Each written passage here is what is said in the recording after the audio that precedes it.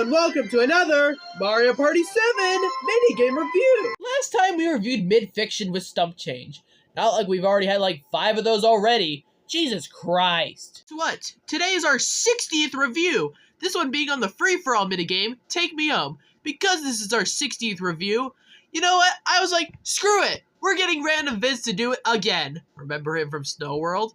Alright, anyways, let's get to the review. Take it away, Random Viz. Again. Mario Party 7 is my very first GameCube Mario Party that I ever played. And one of the many minigames in this collection is a minigame called Take Me Home. The minigame is pretty straightforward, just be the last one standing. For this last man standing type of minigame, you have to avoid the lightning that the thwomps are causing. And whoever is the last man standing wins. It's pretty straightforward. We've seen minigames like this before in the past. I do like the background, by the way. Those orangish brownish clouds are really neat. However, boiling it down, you're just jumping over lasers.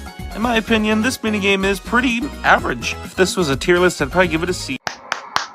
Perfect.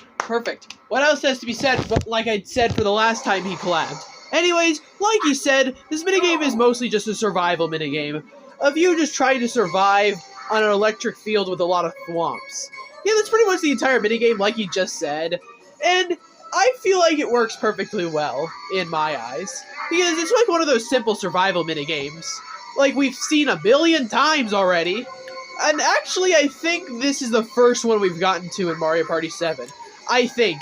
So, I don't know, correct me if I'm wrong in the comments, if this isn't the first one we have done, but I will say with simplicity's sake, this minigame is fire.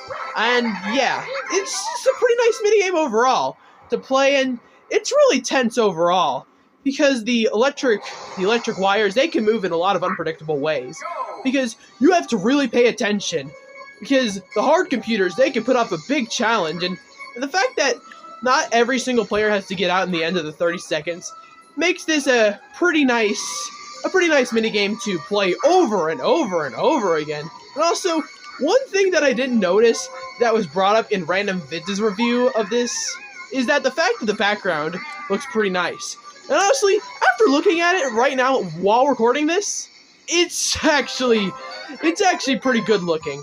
I'm not gonna lie. But overall, this minigame is just really fun to play. It's not really one I have too much to say about.